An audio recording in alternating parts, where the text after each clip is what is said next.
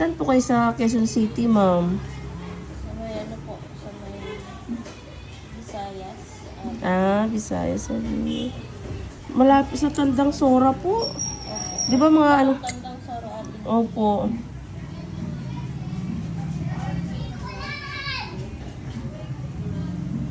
Kasi dati nung nagtitraining pa po kami na 2010, nagtraining po ako sa Kuko.